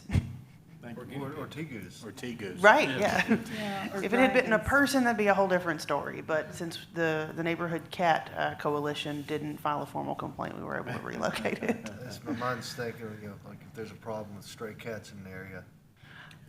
I mean, then you run into the whole, like, are you gonna be Ireland where you had snakes and now you have whatever, muskrats or weasels or whatever it was that they brought in to control the snakes. Now those are The overpopulated. rule of so- unintended consequence, Mhm, yeah. exactly. Whitney, Yes. you were talking about the salaries earlier, and you are only down one person. Does that take into account the person that you lost that goes out and writes the tickets, and what's the name of that, or? what's That's our their animal title? control officer. So if you look at, hang on, I've got 37, there we go. If you look at the salary sheet, it's currently listed everybody that we had when the sheet was designed, and this was several weeks ago. Sierra Wilson is listed on that sheet. She's the one that resigned and transferred to TBI. Her replacement is starting on Monday. Okay, so And so that- we you have do have hired, that one yes, we full. have hired a new officer to replace her. She was at an animal control officer 2 position because she was certified. She had met all the benchmarks required. The new one that we have coming in is actually going to be hired in at a lower rate of pay for the first 6 to 9 months until he learns policy, procedure, legalities, yada, yada, yada. And at that point, he will be sent to certification class. It's a 40-hour class that he has to complete to become certified as an animal control officer in the state of Tennessee. After he completes that, he will come back and be promoted to an animal control officer too. But until that point, his rate of pay is lower than hers. I did also submit requests for, I guess, promotions, change in pay grade for 4 of my employees. Retention is one of the problems that we've been facing with staff as well. Our department's, it's a very pigeonholed type of career. You either love it or you don't have any interest in doing it at all. And shelter work is a completely different, bucket of mess altogether. And it's hard to find people that have any relative experience with that, because the only actual shelters that are functioning at the level we are in West Tennessee are us and Memphis. That's it.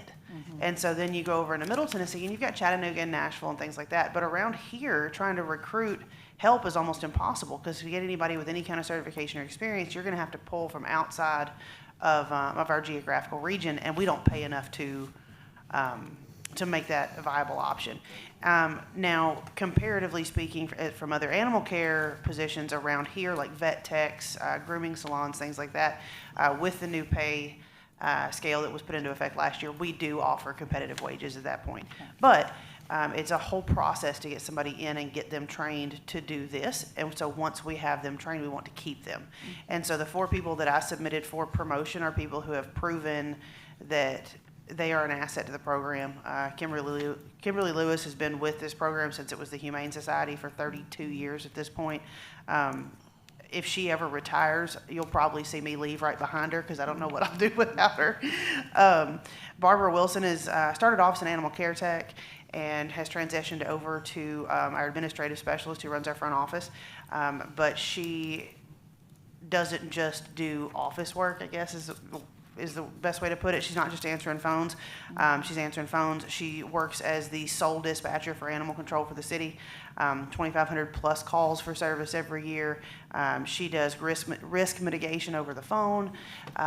She's implementing a new software program to track all of our data, so we know how many animals are coming from where, the demographics of said animals, so that we can better address the problems that we're facing in our community, keep up with our records better. So anyway, all of those to say they need to be paid better than just the basic level they were at. So the increase in our operational budget, a lot of it is going to be covered by the raises for those 4 employees and then the new positions that we've asked for as well. But then we also went up on our animal services. So obviously, when you're dealing with 1,900 animals instead of 600 animals, your veterinary expenses go up. We are not, I don't think we're frivolous spending on that. We do the basics at the vet. Every animal, once it's passed a behavioral evaluation, gets spayed, neutered, vaccinated, blood tested for various contagious diseases that it may have based on its species, and then provided with just routine maintenance and preventative maintenance at the shelter before it's adopted out. Now, we do fundraise for our spay-neuter program, which is covered out or paid for out of our animal services line item as well. And so that is a community program that we do that assists animal owners with spay and neuter costs to lower the burden on the city shelter, lower the risk for the public, because obviously overpopulation causes problems in neighborhoods. If you've got a bunch of unwanted dogs running around, cats too. So we tried years ago to force people to do it, and we had like 6 people total in a 12-month period actually comply with the law the way it was written, or the ordinance the way it was written. But through our adoption program and through our spay-neuter program, we have managed to spay and neuter more than 4,000 animals in Madison County in the last 36 months. So we are seeing a drop in issues in our frequent flyer neighborhoods. We have anywhere that you have a high volume of rental property, it tends to kind of follow the flow chart that we also have a high volume of complaints and calls, because landlords are not putting a ton of money into quality fencing and things like that, because it is a rental property. And so then the people move in, they own pets, they get loose all the time, things like that. They live on a chain outdoors, they accidentally get pregnant, then they start giving puppies away to neighbors, and those neighbors move off and leave them, and it's a cyclical effect. By providing spay and neuter services, we're preventing that from happening. And so we've seen a lot lower call volume in Bemis, Atlanta, and certain areas off of Chester over the last 6 to 12 months. Now that we're 3 years into the spay and neuter program, so really excited about that.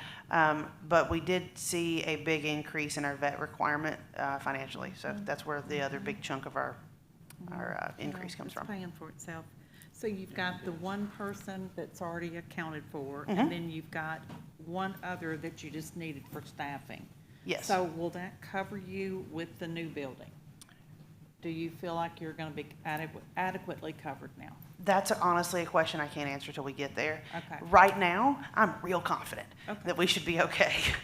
But we may get over there and it just not be enough. There is increased capacity at the new facility. There's more kennels, but the layout is so much more productive.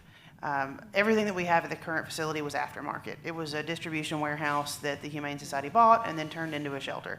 And for what it is, it's fantastic. It's way better than anybody else in West Tennessee is working with other than Memphis. But it does not meet the demands of a city our size. And with the growth that is projected for Jackson over the next, 10 to 15 years, it will not stand up. We are already way over capacity at any given point, and we haven't grown yet. So the new facility gives us a lot more.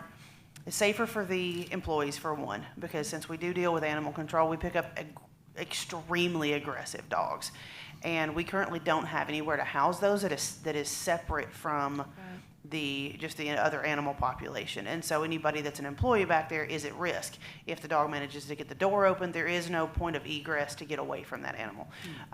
Whereas at the new facility, there are separate areas with additionally closing doors that kind of divide them out. So it's a lot safer for the employees, it's safer for the other animals. And they're just a lot more functional. The drainage system is set up completely different. So the cleaning is going to be a lot more,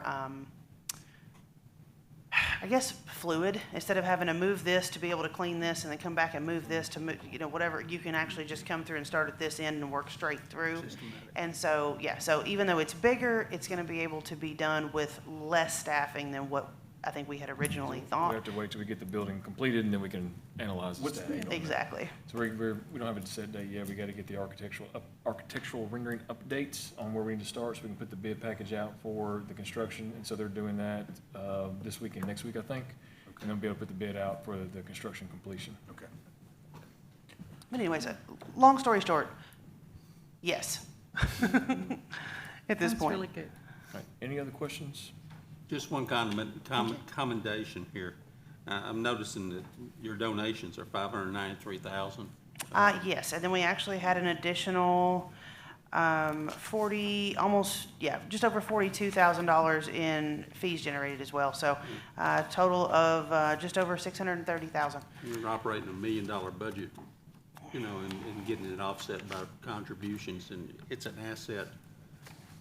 Everything that I've touched as far as animal control in your department has worked exceptionally well, and I want to commend you on running an excellent department for really a low overhead for what we did. Well, thank you He's very out much. there I will all the pass the word time. along. Every department butts heads. Like, you work together as much as we do, and you're bound to have little tiffs here and there. But I have two employees that, because we're so short-staffed, they've worked 7 days a week for the last 2.5 years. They have had a sum total combined of 5 days off since October. So they work very hard. They show up every day and they perform at peak level every day. So I'm real proud of them. I will pass it along that you said so. You do too. And in the spirit of full disclosure, this is a whole bunch of money that we've brought in. I cannot take full credit for that, because about a little over a third of that was from one donation. It was an estate donation. So, but the rest of it we worked real hard for. Thank you, Whitney. Thank you, Whitney. We appreciate you. Last but definitely not least, Well, she's out there. City Garage, which is on page 29 of your expense you bring lunch? He's great. Holy smokes. He's great. The garage has 10 cameras. All right. Potentially 3 more. Gotcha, thank you. Just so we're clear. That's right, I keep that in Oh, mind. my I got you. goodness. What Glad I page? brought that up. Page 29. Thank you. Camera of the day. Yeah. I'll be glad to answer any questions that you have. I've got a couple, but it may be something that Bobby and I just have to get together on. Any questions, material changes for Philip? He just has an operating, there's no capital for this year. Couple new vacant positions that, or you got vacant positions Yeah, currently? vacant positions. Yes. Okay. All right. Currently have 2 that we had 11 employees in 2019, and then I came on board in 2020, and we've been working with 10, and we've got 7. But honestly, if we can get the right people, I'm not sure that 9 wouldn't be a good number. But we have redesigned some job descriptions and have gotten some people that are actually working the garage doing some of the implementing the PMs for, and I'm doing some of that as well. And so I think we can get by with 9 people Yeah, and the still be workflow and work productive. order system has improved dramatically. Our biggest problem is just like everybody else is getting the parts. It is improving, but we've just got a clutch in for a leaf machine that's, gosh, I know it's been 6 months since it's been ordered, so, but it's here now, but of course, they don't need the leaf machine, so we've got the summer to get it, get them going, but, it's been a real challenge on getting, parts, but not just for us, it's for everybody. And I wanted to ask you about that, Philip, because, similar conversation last year, supply chain issues, as you mentioned, but you'd also stated that when you could, you were ordering surplus parts. Are you still able to keep kind of a backlog with your inventory as best you Well, can?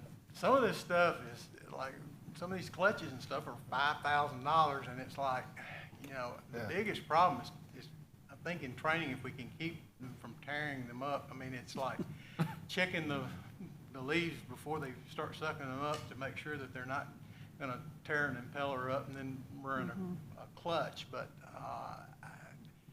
I'll be glad to stock it, but I just, I try to spend the city's money just like it was my money, and it's like, well, do I want to keep $5,000 sitting there on the shelf just to save, but there again, when you may take 3 months to get it, it may not be a bad idea to do that, but I keep thinking, and it has gotten better. It really has gotten better in the last 4 months on getting stuff, but, I like just-in-time inventory where you can order it and then, it come in, but, with the world we're living in now, that hadn't always happened,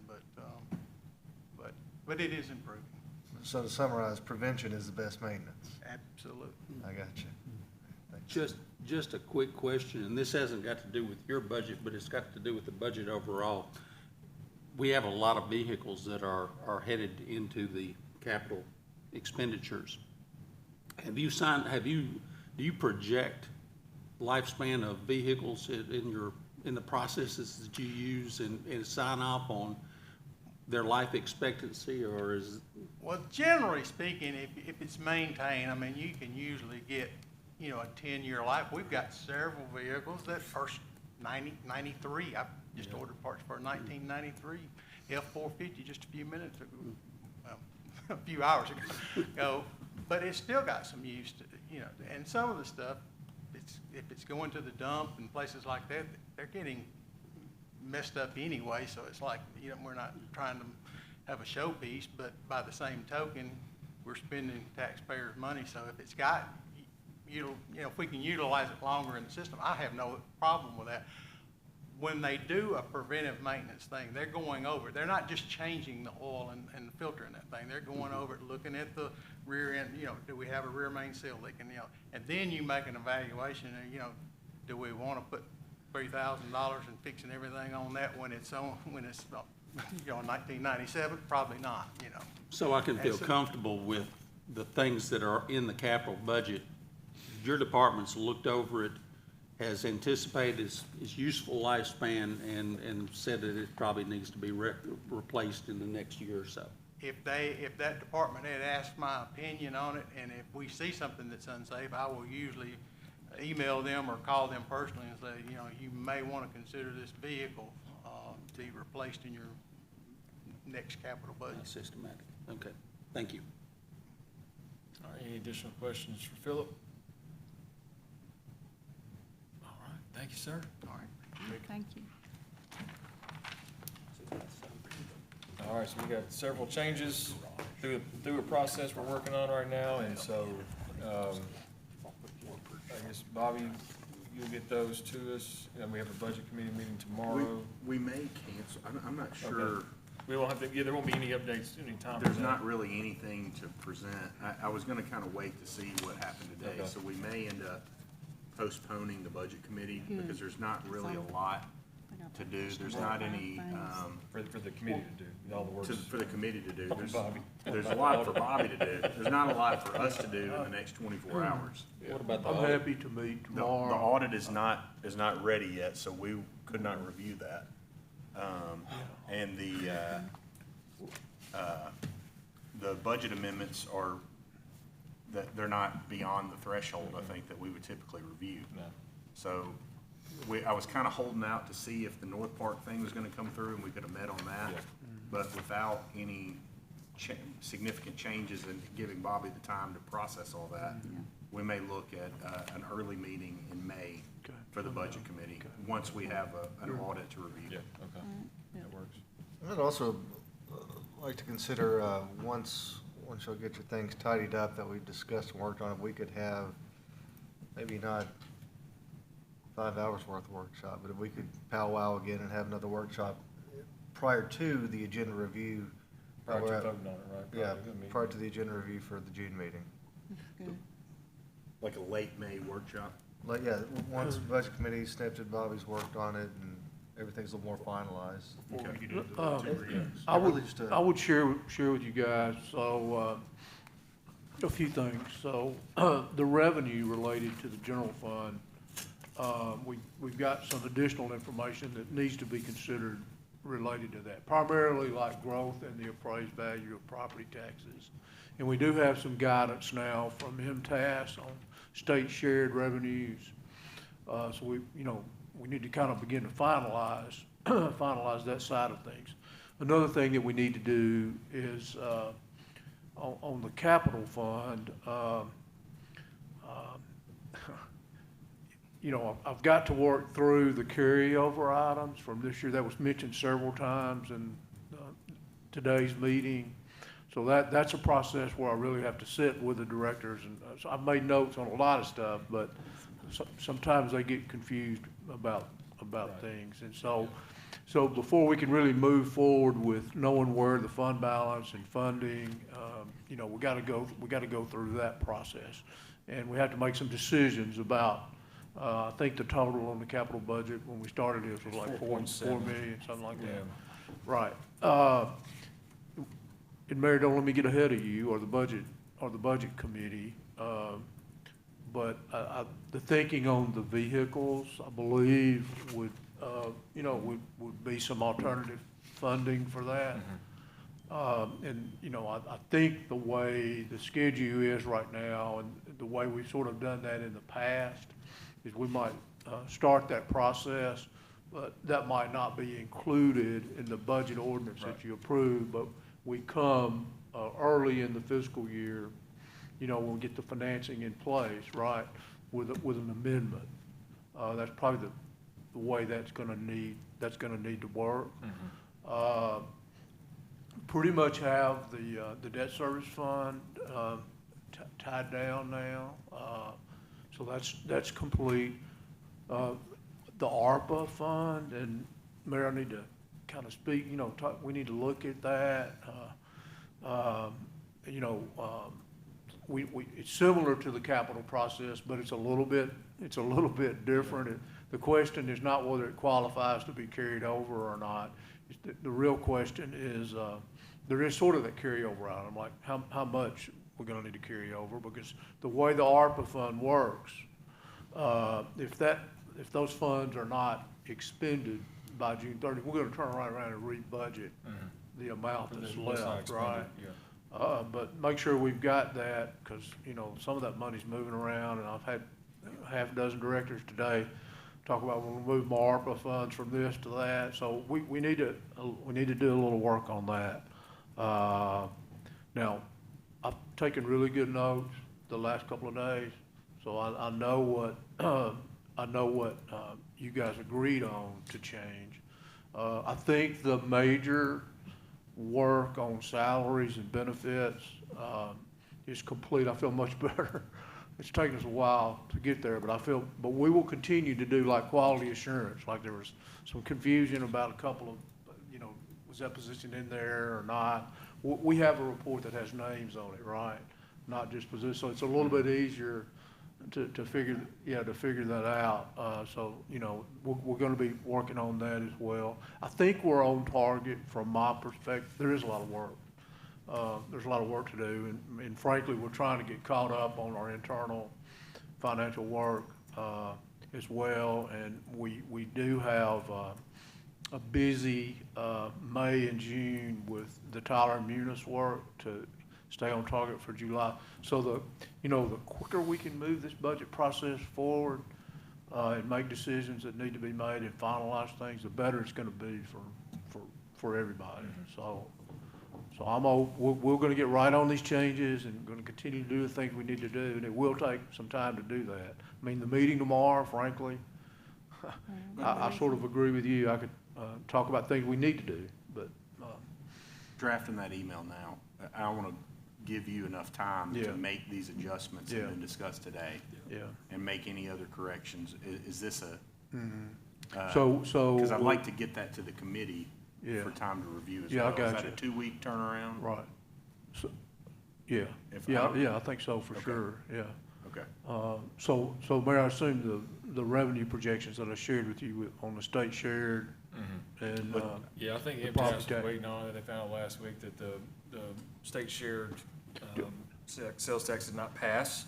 Yeah. And so that historic, from 2002, so there was a phased approach in there, but it didn't make it at all, so.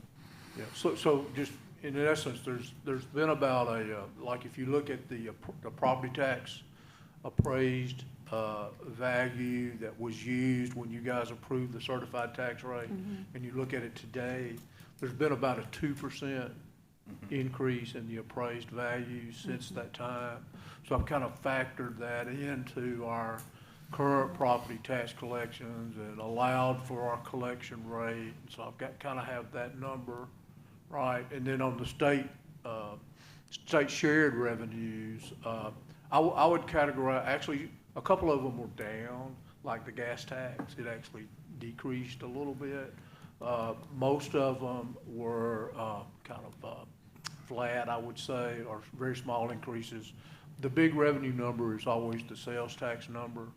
And apparently MTS is recommending, based on the way the state has projected things, it's like 0.8% increase. So it's a small increase on a big number. So there are some potential funds there. So I'll go ahead and I'll go ahead and load those. And get the grant revenue worked out, and then. Yeah. Well, one of the concerns, I mean, it's, we did approve the pay increase as we needed to, but just making sure we have the projected revenues to not run into trouble there. Right. Hopefully. Yeah, I agree. I would just kind of caution you, there was a couple of updates from I know next year's budget sometimes, and rightfully so, kind of gets compared or judged based on where we are this year. I understand all of that. Sometimes you really need to focus on the merits of next year's budget. We're not looking back on where we end up this year, right? I think you also need to look at it that way.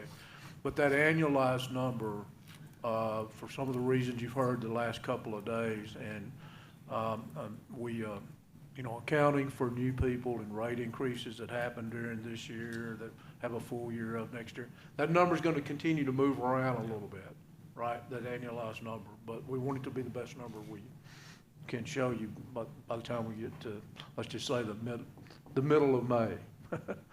So, because that's kind of when we have to sort of, because we have to publish things, there's publication notices, there's, got to get that ordinance ready, so we basically have about 3 weeks, yeah, or so window here, so. All right. Mr. Mayor? Yes. I've had a request for a few questions. Could we meet like maybe at 4:45 tomorrow? And I'll get those questions in Yes, and yeah, that's time. fine. Mhm. So I'll send that email out if that's Okay. okay. 4:45? Okay, Okay. all right. Okay, Thanks thank again. y'all. Spend time together. We'll see y'all tomorrow Thank afternoon you too. all. It's not a-